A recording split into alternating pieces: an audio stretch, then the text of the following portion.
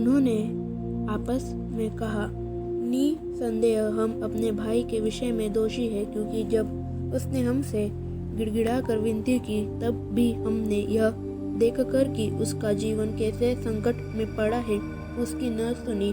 इसी कारण हम भी अब इस संकट में पड़े हैं। रूबेन ने उनसे कहा, क्या मैंने तुमसे न कहा था कि लड़के के अपराधी मत बनो, परंतु तुमने न सुना। देखो अब उसके लहू का पलटा लिया जाता है। यूसुफ की और उनकी बातचीत एक दुभाषिया के द्वारा होती थी, इससे उनको मालूम न हुआ कि वह उनकी बोली समझता है। तब वह उनके पास से हटकर रोने लगा। फिर उनके पास लौटकर और उनसे बातचीत करके उनमें से शिमोन को छांट निकाला और उनके सामने उसे बंदी बना लिया। तब यूसुफ ने आज्ञा दी कि उनके बोरे अन्न से भरो और एक एक जन के बोरे में उसके रुपए को भी रख दो। फिर उनको मार्ग के लिए भोजन वस्तु दो। अतः उनके साथ ऐसा ही किया गया। तब वे अपना अन्न अपने गधों पर लाद कर वहां से चल दिए। साराय में जब एक ने अपने गधे को चारा देने के लिए अपना बोरा खोला, तब उसका रुपया बोरे के मुंह पर रखा हुआ दिखलाई पड़ा। तब उसने अपने भाइयों से कहा, मेरा रुपया तो लौटा दिया गया है, देखो वह मेरे बोरे में है। तब उनके जी में जी न रहा और वे एक दूसरे की ओर भय से ताकने लगे और बोले, परमेश्वर ने यह हमसे क्या किया है। तब वे कनान देश में अपने पिता याकूब के पास आए और अपना सारा वृत्तांत उसे इस प्रकार सुनाया। जो पुरुष उस देश का स्वामी है, उसने हमसे कठोरता के साथ बातें की और हमको देश के बेदिए कहा। तब हमने उससे कहा, हम सीधे लोग हैं, बेदिए नहीं।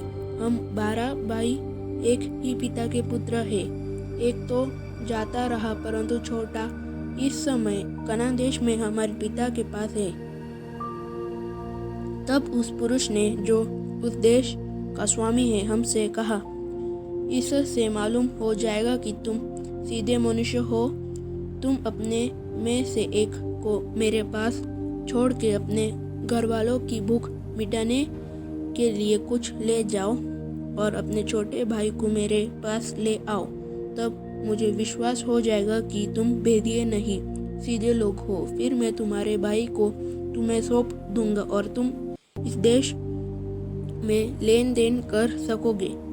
यह कहकर वे अपने अपने बोरे से अन्न निकालने लगे। तब क्या देखा कि एक एक जन के रुपए की थैली उसी के बोरे में रखी है। तब रुपए की थैलियों को देखकर वे और उनका पिता बहुत डर गए।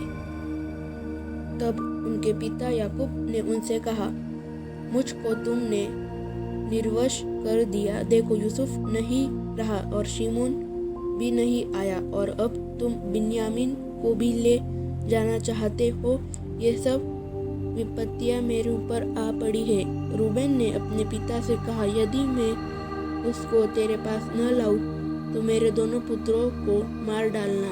तू उसको मेरे हाथ में सौंप दे, मैं उसे तेरे पास फिर पहुंचा दूंगा। उसने कहा, मेरा पुत्र तुम्हारे संग न जाएगा, क्योंकि उसका भाई मर गया और वह अब अकेला रह गया है।